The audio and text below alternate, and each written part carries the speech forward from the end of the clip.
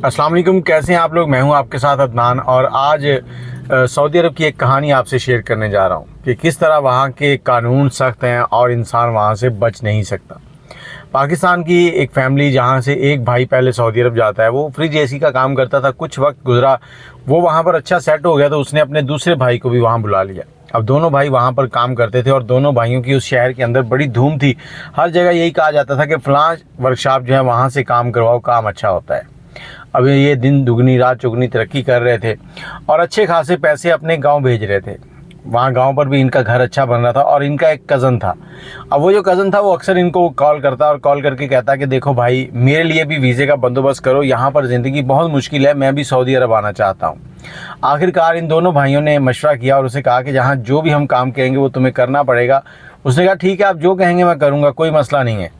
तो इन्होंने उसके लिए वीज़े का बंदोबस्त किया और उसको वीज़े का बताया और उसने 1 से 1.5 महीने के अंदर अंदर अपना पासपोर्ट डॉक्यूमेंट सारे तैयार किया और उसके बाद सऊदी अरब पहुंच गया। जैसे ही सऊदी अरब पहुंचा तो वहाँ देखता है कि बड़ी बड़ी बिल्डिंगें, बड़ी मुनफरिद ज़िंदगी है वहाँ की। गर्मी भी है, एसी भी लगे हुए हैं, सब कुछ है।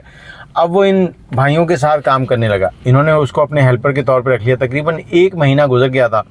अब जो बड़ा भैया उसे कहता कि आज तुम छोटे के साथ जाओगे, वहाँ फ़लाँ जगह है, वहाँ पर तुम लोगों ने एसी लगा के आना है।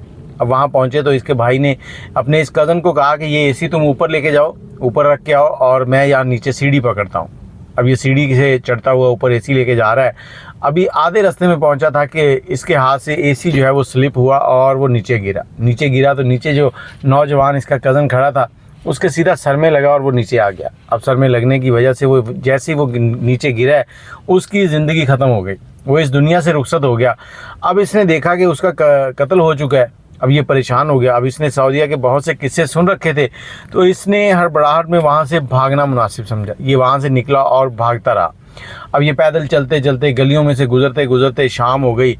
उधर इसके कज़न को पता चल चुका था कि उसका भाई जो है वो उसकी डेथ हो चुकी है। अब वो वहाँ पहुँचता है, लाश को देखता है, उसके बाद बड़े गुस्से में और परेशान है। उधर उसकी लाश मैयत को घर पहुँचाया जा रहा है, उसके बंदोबस्त हो रहे। इधर ये नौजवान जो है ये गलियों में घूमते घूमते रात हो गई, थक गया। अब इसको ये था कि यहाँ से बचूँ कैसे। एक जगह थक गया था, बैठा हुआ था, बैठे बैठे इसको नींद आ गई और वहीं पर ये सोया रहा। सुबह की अजान हुई तो उस घर का जो मालिक है, जैसे वो नमाज के लिए घर से निकला तो उसने देखा ये वहाँ पर सोया है। उसने इसको एक ठुड्डा मारा, पाँव से ठोकर मारी और मारने के बाद कहा कि उठो यहाँ से, निकल जाओ नहीं तो पुलिस बुला के तुम्हें गिरफ्तार करवा दूंगा। ये सोने की जगह, किसकी इजाज़त से यहाँ सो रहे हो। ये उठता है, उठने के बाद चलना शुरू कर देता है। आहिस्ता आहिस्ता सुबह की किरणें जो है वो सामने आती, सूरज निकल आता है और ये चलता जा रहा है। एक टैक्सी इसके पास आके रुकती है और टैक्सी वाला इसे कहता है कि कहाँ जाना है। जब उसने उर्दू में बात की तो ये भी समझ गया ये पाकिस्तानी है। इसने कुछ जवाब नहीं दिया। उसने कहा खैर है, परेशान लग रहे हो, गाड़ी में बैठो। ये गाड़ी में बैठ गया। उसने गाड़ी चलाई है और इसको अपने जो क्वार्टर था उसकी तरफ लेके रवाना हो गया। अब उसने इससे पूछा कि कहाँ पहुँचोगे तुम। वो समझ तो पहले ही चुका था कि ये परेशान है, किसी वजह से कहीं से भागा हुआ है। जब उसने इससे पूछा तो इसने गाड़ी में बैठे बैठे उसको सारी कहानी सुना दी।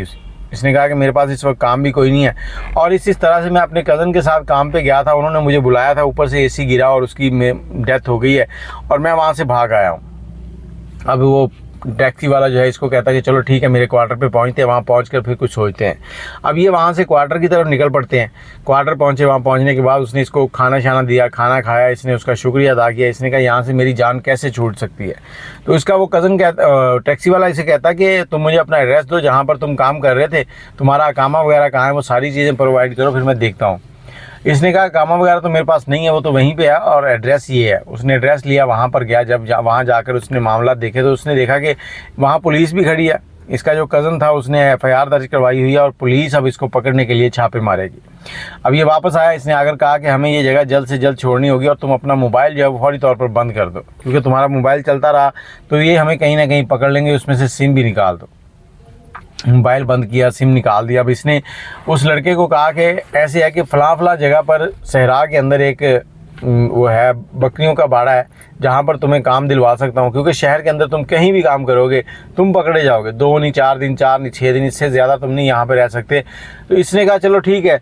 वो इसको ले जाता है, गाड़ी में बैठाता है कुछ 200 किलोमीटर दूर सहरा में। अब हर तरफ रेगिस्तान ही रेगिस्तान है, ये देख रहा है। और गाड़ी चलती चलती जाकर एक जगह रुकती है जहाँ पर भेड़ बकरियाँ ऊँट हैं, इस तरह की चीज़ें हैं।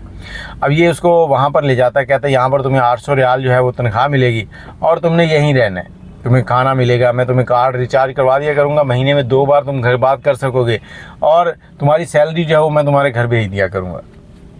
ये वहाँ पर रहना शुरू कर देता है। पहले तो इसका वक्त जो है मुश्किल से गुजरता है, पहले 2-3 महीने तो वो इसको कॉल करने ही नहीं देता। जब वो देखता है कि अब मामला थोड़ा सा ठंडा हो गया, फिर ये वहाँ से कॉल वगैरह करता है, अपने घर बताता है। और इसी तरह इसके वहाँ पर 5 साल गुजर गए।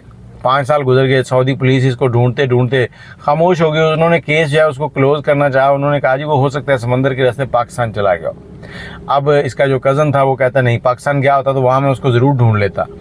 और इधर ये जो है ये उसी जगह पे काम कर रहा है। इसकी वालदा एक दिन इसको कहती कि बेटा तुम पाकिस्तान आओ, चक्कर लगा जाओ। ये कहता माँ मैं पाकिस्तान आ ही नहीं सकता, अगर मैं पाकिस्तान आता हूँ तो उससे पहले मुझे गिरफ़्तार होना पड़ेगा, गिरफ़्तार हुआ तो मेरे ऊपर केस चलेगा और अगर मैं बेगुनाह साबित हुआ तो मुझे छोड़ देंगे, अगर गुनाहगार साबित हो गया तो वो मेरी गर्दन चौक में खड़ा करके उतार देंगे और मेरे पास कोई गवाह नहीं है जो मुझे बेगुनाह साबित कर सके, तो मैं मुश्किल आ सकूँ जब तक ये केस नहीं ख़त्म होता। और इसी दौरान इसका जो कज़न था वो पाकिस्तान जाता है अपने घर।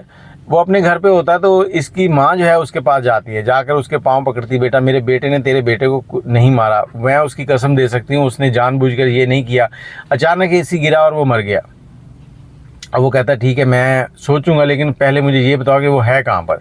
इसकी माँ ने इससे एड्रेस लिया, एड्रेस लेकर उसको दे दिया। उसने फौरी तौर पर वापसी की टिकट करवाई और सऊदी अरब पहुँचा। सऊदी अरब पहुँचा, गाड़ी लेता है, अकेला निकलता है इस नौजवान की तरफ जहाँ का एड्रेस था। वहाँ पहुँचा, उसने देखा कि सामने ये काम कर रहा है। उसने इसको आवाज़ दी, जैसे ही इसने आवाज़ सुनी तो ये भागना शुरू हो गया, क्योंकि उसके हाथ में एक लकड़ी थी, डंडा था, जिससे वो उसका इरादा यही था कि इसको मारूंगा। अब ये 5 साल से सहरा में रह रहा था, इसके मसल इसकी ताकत जो है वो अच्छी बन चुकी थी। ये भागते हुए एक टीले की तरफ जाता है। आगे एक छोटा सा टीला था, पहाड़ी सी, और रेगिस्तान के अंदर कुछ जगहों पे सऊदी अरब में पहाड़ियाँ भी हैं। अब उस टीले के ऊपर चढ़ जाता है। नीचे से इसका कज़न जो है वो भी इसके पीछे जा रहा था और इसको कह रहा था कि मैं आज तुम्हें छोड़ूंगा नहीं, तुमने मेरे भाई को क्यों मारा, मेरा जान से प्यारा भाई तुमने कत्ल कर दिया। ये आगे से उसको कह रहा है कि मैंने जानबूझकर नहीं किया। इसी इस्लाम में इसका कज़न जो है ना ऊपर से स्लिप होता है, नीचे गिरता है, उसकी टांग टूट जाती है। अब वो दर्द से करा रहा है, रो रहा है। इधर ये ऊपर खड़ा सारा मंजर देख रहा है और ये सोच में पड़ गया कि अब इसकी मदद करूँ या क्या करूँ। मदद करूँ तो हो सकता है ये मुझे पकड़वा दे, उसके बाद मैं फंस जाऊँगा। चंद लम्हों के बाद इसने फैसला किया कि मैं इसकी मदद करूंगा, देखा जाएगा जो होगा, मेरे अल्लाह की रज़ा के लिए इसकी हेल्प कर रहा हूं।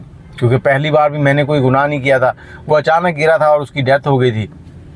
नीचे आता है, उसको उठाता है, गाड़ी में लेके शहर की तरफ रवाना हो जाता है, हॉस्पिटल लेके जाता है। वहाँ पर चंद दिन उसके साथ रहता है और जैसे ही वो थोड़ा सा ठीक होता है तो उसके बाद उसे कहता है कि देख मेरे भाई, मैं तेरे सामने हाज़िर हूँ, अगर तू मुझे सज़ा देना चाहता है तो सज़ा दे सकता है, क्योंकि मैंने तुम्हारे भाई को जानबूझकर कत्ल नहीं किया था।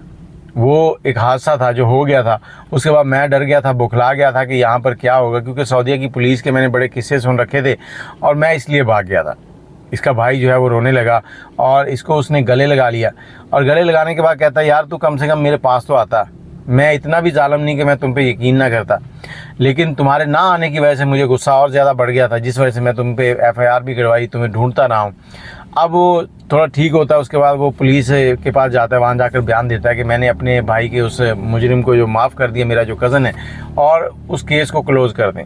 केस क्लोज़ हो गया। उसके बाद ये नौजवान वापस अपनी माँ के पास आता है, माँ के पाँव चूमता है और रब का शुक्र अदा करता है कि इसकी जान छूट गई। और इसने जो 5 साल सहरा में गुजारे थे ना, वो बहुत सख्त थे। कहता कि आप भी कभी कोई ऐसा मसला हो जाए तो कोशिश करें कि अपने आप को सरेंडर करें, अगले बंदे के सामने लेके जाएं, जो हकीकत है वो बताएं, ताकि उसे समझ आ सके और वो ये ना समझे कि आप जानबूझ के ये सब कुछ करके वहाँ से भागे हो। आप अपनी कोई राय देना चाहते हैं तो कमेंट में ज़रूर दीजिएगा, और वीडियो के अगर आपके पास कोई ऐसी स्टोरी है तो हमसे ज़रूर शेयर करें ताकि दूसरों के साथ बयान की जाए। नंबर है 030025202629। अल्लाह हाफिज़।